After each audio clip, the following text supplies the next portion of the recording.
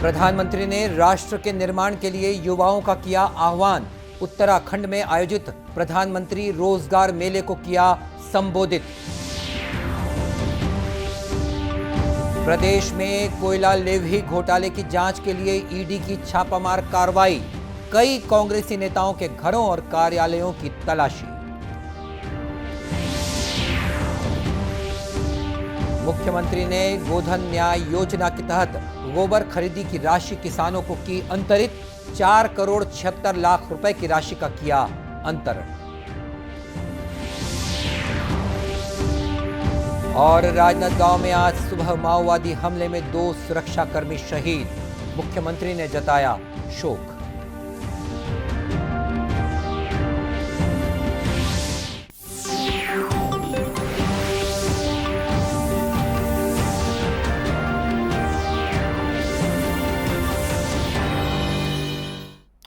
नमस्कार, आप देख रहे हैं दूरदर्शन समाचार। मैं हूं मनीष अहलुवालिया और अब समाचार विस्तार से। प्रधानमंत्री नरेंद्र मोदी ने आज वीडियो कॉन्फ्रेंसिंग के माध्यम से पीएम रोजगार मेले को संबोधित किया। श्री मोदी ने राज्य और राष्ट्र के निर्माण के लिए पूरी तरह योगदान देने के लिए युवाओं का आह्वान किया। प्रधानमंत्री ने कहा कि नई शिक्षा नीति नई शताब्दियों के लिए युवाओं को तैयार करने के लिए विशेष रूप से तैयार की गई है। उत्तराखंड के युवा साथियों को रोजगार मेले के लिए बहुत बहुत बधाई। जिनको आज नियुक्ति पत्र मिल रहे हैं उनके लिए आज नई शुरुआत का अवसर है। इससे निश्चित रूप से आपका जीवन, आपके परिवार का जीवन बदलने वाला है।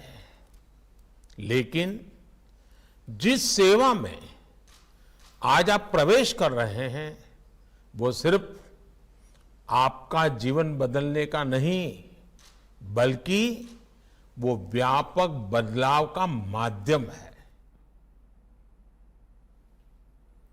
श्री मोदी ने कहा कि आपकी सेवाओं के जरिए इस मिशन को आगे ले जाने और अधिक मजबूत करने के लिए आप काम करने की दिशा में अब अग्रसर होंगे। कि हर युवा को उसकी रुचि के अनुसार, योग्यता के अनुसार नए अवसर मिले, सभी को आगे बढ़ने का उचित माध्यम मिले। सरकारी सेवाओं में भर्तियों का ये अभियान भी इसी दिशा में उठाया गया कदम है। बीते कुछ ही महीनों में केंद्र सरकार ने देश के लाखों युवाओं को नियुक्ति पत्र दिए हैं। देश भर में जहां भी भाजपा सरकारें हैं, केंद्र शासित प्रदेश हैं, वहां भी बड़े स्तर पर इस प्रकार के अभियान चलाए जा रहे हैं।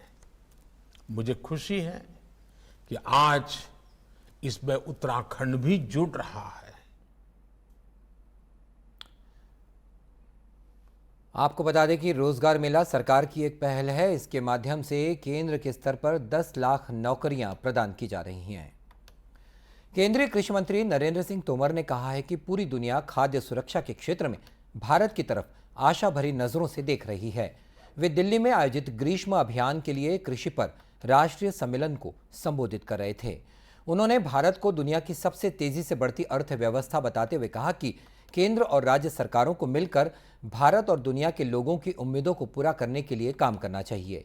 श्री तोमर ने कहा कि रासायनिक उर्वरकों पर सब्सिडी सरकार के लिए एक बड़ी चिंता का विषय है। इस पर सरकार लगभग 2,05,00,000 रुपए खर्च कर रही है। उन्होंने भविष्य में रासायनिक उर्वरकों पर सब्सिडी कम करने के लिए राज्य स्तर पर नीतिगत हस्तक्षेप की आवश्यकता पर बल दिया। श्री तोमर ने कहा कि सब्सिडी पर खर्च किए गए पैसे का उपयोग किसानों के लिए दूसरी कल्याणकारी योजनाओं में किया जाना चाहिए। उन्होंने मृदा स्वास्थ्य कार्ड के महत्व पर जोर देते हुए बताया कि देश में अब तक 22 करोड़ मृदा स्वास्थ्य कार्ड वितरित किए जा चुके हैं।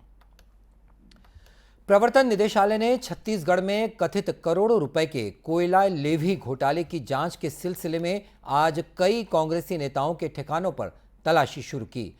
प्रवर्तन निदेशालय के अधिकारियों ने भिलाई के विधायक देवेंद्र यादव, प्रदेश कांग्रेस के कोषाध्यक्ष, राज्य के विभिन्न निगमों के अध्यक्षों, प्रदेश कांग्रेस प्रवक्ता और दूसरे लोगों के परिसरों पर सुबह से तलाशी अभियान चलाया। मुख्यमंत्री भूपेश बघेल ने कहा कि ये छापे राजनीति से प्रेरित हैं और ये सभी छापे ऐसे समय डाले जा रहे हैं जब कांग्रेस का सम्मेलन होने वाला है। राजनीतिक दबाव के चलते विधायकों के यहाँ, हमारे पार्टी के पदाधिकारियों के यहाँ छापा डालने का मतलब क्या है? वो संदेश देने की कोशिश कर रहे हैं कि आप काम मत करो। अरे ये पार्टी कांग्रेस पार्टी है जो अंग्रेजों से नहीं डरे, इनसे क्या डरेंगे हम? जितना जुल्म करना है कर ले, जनता देख रही है। पहले तो समझते थे कि ईडी, आईटी, सीबीआई का छापा पड़ गया तो जरूर कोई न कोई बात होगी, कोई गंभीर मसला होगा, लेकिन अब पूरा देश जान चुका है कि इनके रेड से केवल राजनीतिक मायने हैं। राजनीतिक लाभ के लिए इस प्रकार के हथकंडे अपना रहे हैं, इससे जनता। और ईडी की इस कार्रवाई पर भाजपा के प्रदेश अध्यक्ष अरुण साव ने अपनी प्रतिक्रिया देते हुए कहा कि लगातार छापों में मिल रही बेनामी संपत्ति प्रदेश में भ्रष्टाचार को प्रमाणित करती है। चल रही है, लगातार जांच का काम चल रहा है और आज जो ईडी के छापे पड़ने की खबर है, ये भारतीय जनता पार्टी के आरोपों को पुख्ता करता है कि छत्तीसगढ़ में हर स्तर पर व्यापक भ्रष्टाचार है।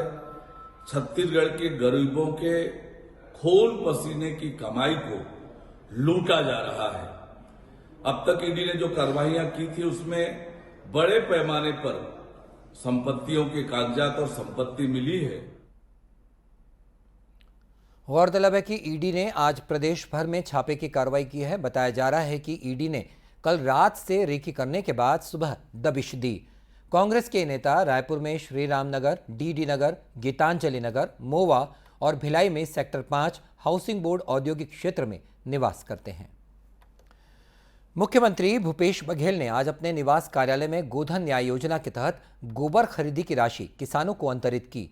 इस मौके पर मुख्यमंत्री ने बताया कि आज 4 करोड़ 76 लाख रुपए की राशि का अंतरण किया जा रहा है, जिसमें से 2 करोड़ 6 लाख की राशि कृषि विभाग द्वारा और 2 करोड़ 77 लाख रुपए का भुगतान स्वावलंबी गौठानों द्वारा किया जा रहा है।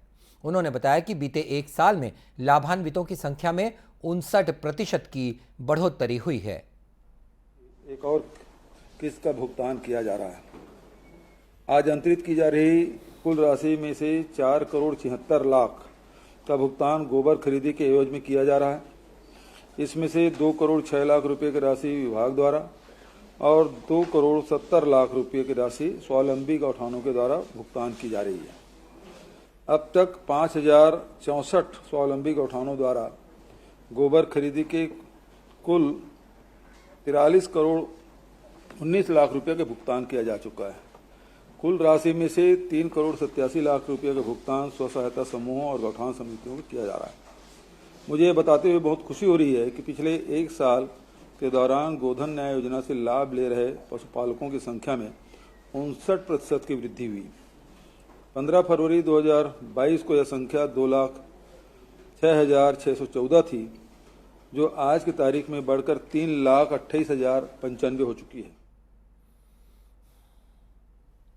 मुख्यमंत्री ने आज राज्य योजना आयोग द्वारा सतत विकास लक्ष्यों की मॉनिटरिंग के लिए तैयार की गई Chhattisgarh SDG district progress report 2021 का भी विमोचन किया। राजनांदगांव में आज सुबह माओवादी हमले में 2 सुरक्षाकर्मी मारे गए। मुख्यमंत्री भूपेश बघेल ने नक्सली हिंसा में 2 जवानों की शहादत पर दुख प्रकट किया है। उन्होंने इस घटना की निंदा करते हुए कहा कि इन जवानों की शहादत व्यर्थ नहीं जाएगी। राजनांदगांव के अतिरिक्त पुलिस अधीक्षक लखन पटले ने बताया कि माओवादियों ने उस समय गोलियां चलाई जब सुरक्षाकर्मी चेकपोस्ट की ओर जा रहे थे। उन्होंने कहा कि ये सभी जवान महाराष्ट्र से लगी सीमा के निकट बोर तालाब पुलिस चौकी के पास पहुंचे थे, तभी माओवादियों ने हमला कर दिया। राजेश सिंह राजपूत और सीएफ का एक कांस्टेबल ललित कुमार समरथ कि दोनों मोटरसाइकिल से सुबह लगभग 7 बजे के आसपास कैंप से निकले थे और महाराष्ट्र बॉर्डर की तरफ गए थे। अचानक हथियारबंद वामपंथियों द्वारा उन पर हमला किया गया है और एक की मौके पर डेथ हो गई है, दूसरे को हॉस्पिटल लाया जा रहा था, उस दौरान डेथ हुई है। दोनों शहीद हो गए हैं और किस प्रकार से घटना घटित हुई इसकी जांच की जा रही है। घटनास्थल पर सभी मौजूद हैं और इसमें कार्रवाई जारी। उन्होंने बताया कि क्षेत्र में सुरक्षा बलों द्वारा सघन सर्चिंग अभियान भी चलाया जा रहा है। छत्तीसगढ़ के गांव में भी किसान परंपरागत खेती से हटकर अब नवाचार को अपना रहे हैं और बेहतर उपज भी ले रहे हैं। ऐसे ही एक किसान हैं लीलाराम साहू। धमतरी से 45 किलोमीटर दूर गांव धूमा में रहने वाले इस किसान को उसकी इन्हीं कोशिशों के कारण राष्ट्रपति अवार्ड और बेस्ट फार्मर सम्मान भी मिल चुका है। लीलाराम साहू ने बताया कि देसी बैंगन की खेती वे करते हैं। उनके द्वारा अपनाई गई तकनीकों से 2 फीट से अधिक लंबे बैंगन का उत्पादन किया जा रहा है। हमने नवाचार करके इसको 2 फीट से अधिक लंबा बना दिया और इसके लिए NIF के सहयोग से हमें 2017 में 4 मार्च 2017 को राष्ट्रपति माननीय प्रणब मुखर्जी के हाथों हम सम्मानित हुए। इसका बीज अभी हम देश के बहुत से सारे राज्यों में भेज रहे हैं और बहुत सारे कृषक इसका उत्पादन करके लाभान्वित हो रहे हैं। जैसा कि उन्होंने बताया, लीलाराम साहू को देखकर दूसरे किसान भी अब उनसे प्रेरित हो रहे हैं। ऐसे ही एक किसान ने बताया कि वे लीलाराम साहू के मार्गदर्शन में अब अच्छी फसल ले रहे हैं। लीलाराम साहू द्वारा बनाए हुए सीड का उपयोग करता हूं, जो उससे जो वो उपदेश देते हैं, प्रेरणा देते हैं, उसी प्रकार मैं काम करता हूं और हमारे गांव के और कृषक भी उसी के बीज सीड का उपयोग करते हैं और उसी के आधार पर काम करते हैं। तो लीलाराम साहू केवल बैगन ही नहीं बल्कि अरहर, मिर्च और बेर की भी अब उन्नत खेती कर रहे हैं। दूरदर्शन केंद्र रायपुर से प्रसारित होने वाले प्रादेशिक समाचार को आप YouTube पर भी देख सकते हैं। हमारे YouTube channel Chhattisgarh DD news पर प्रादेशिक समाचार उपलब्ध रहेंगे। YouTube चैनल का लिंक और QR कोड आप स्क्रीन पर देख सकते हैं। अपने एंड्रॉयड फ़ोन से QR कोड स्कैन कर आप छत्तीसगढ़ DD न्यूज़ लिंक पर जा सकते हैं। इसके अलावा छत्तीसगढ़ DD न्यूज़ फेसबुक और ट्विटर पर भी उपलब्ध है। और बुलेटिन के अंत में अब मुख्य समाचार एक बार फिर। प्रधानमंत्री ने राष्ट्र के निर्माण के लिए युवाओं का किया आह्वान। उत्तराखंड में आयोजित प्रधानमंत्री रोजगार मेले को किया संबोधित।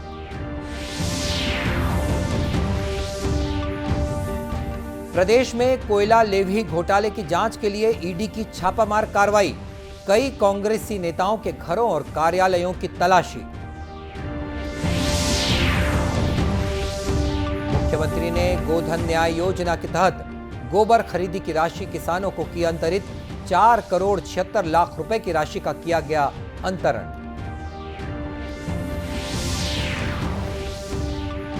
और राजनांदगांव में आज सुबह माओवादी हमले में 2 सुरक्षाकर्मी शहीद। मुख्यमंत्री ने जताया शोक।